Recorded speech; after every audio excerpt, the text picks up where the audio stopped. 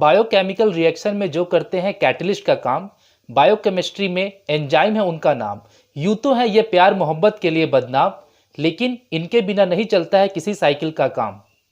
चाहे हो urea cycle या कार्बन साइकिल, किसी भी साइकिल का ले लो नाम, एंजाइम के बिना नहीं कर पाओगे किसी भी साइकिल का काम तमाम। बायोकेमिकल रिएक्शन को बढ़ाना या घटाना है एंजाइम का काम, इसीलिए ठीक से पढ़ लो, नहीं तो बायोकेमिस्ट्री के पेपर में आपका हो जाएगा काम तमाम। स्वागत है आपका अपने YouTube चैनल फार्मेसी ज्ञान पर। आज बात होगी एंजाइम के मोस्ट इंपॉर्टेंट क्वेश्चन के बारे में, जो एग्जाम में कई बार आ चुके हैं। इसके नोट्स आपको वीडियो के अंत में मिल जाएंगे, लेकिन उससे पहले जानते हैं एंजाइम को बहुत ही आसान और सरल भाषा में। तो जो पहला क्वेश्चन जो एग्जाम में पूछा जाता है, define enzyme, classify them in 6 classes, यानी कि एंजाइम को आपको डिफाइन करना है और इसको 6 क्लासेस में आपको क्लासिफाई करने हैं। तो सबसे पहले ये जानते हैं कि एंजाइम है क्या।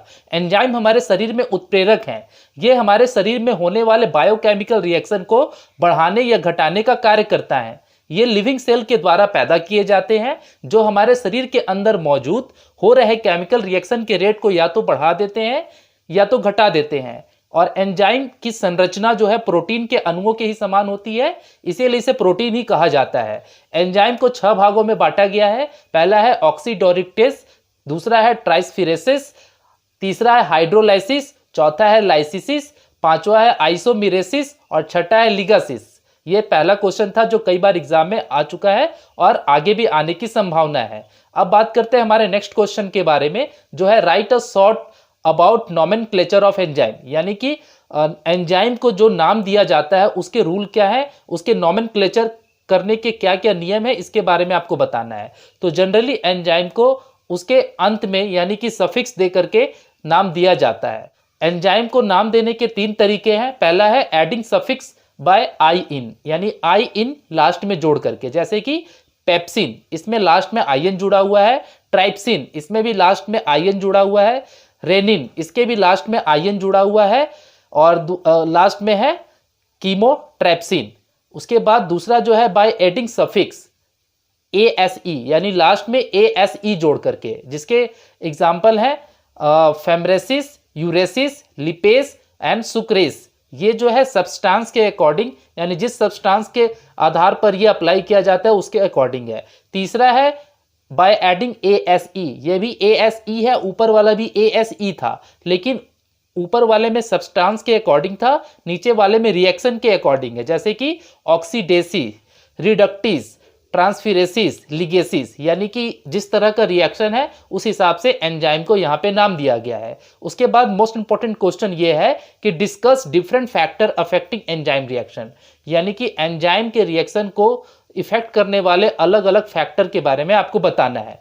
तो इसमें है nature of concentration of substances, यानी कि जो सब्सटेंस में एंजाइम रिएक्ट को बढ़ाने वाला है, उसके रेट को या घटाने वाला है, उसका कंसंट्रेशन कैसा है और उसका नेचर कैसा है।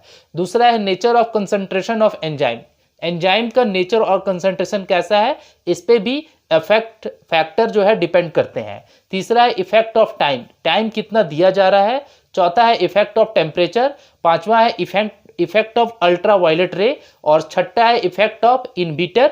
और आपका सातवां है एक्टिवेटर। ये सारी चीजें फैक्टर है जो एंजाइम के रिएक्शन में प्रभावी रूप से असर करती हैं। अब बात करते हैं हमारे नेक्स्ट इंपॉर्टेंट क्वेश्चन के बारे में, वो है right a note on enzyme action, mechanism of enzyme action, concept of enzyme. ये सारे एक ही क्वेश्चन है, तो इसको जानते हैं। तो पहला पॉइंट ये है कि ये बायोकैटलिस्ट होते हैं जो सब्सटेंस को इंड प्रोडक्ट में चेंज कर देते हैं। दूसरा, ये रेट ऑफ रिएक्शन को एक्सेलरेट कर देते हैं।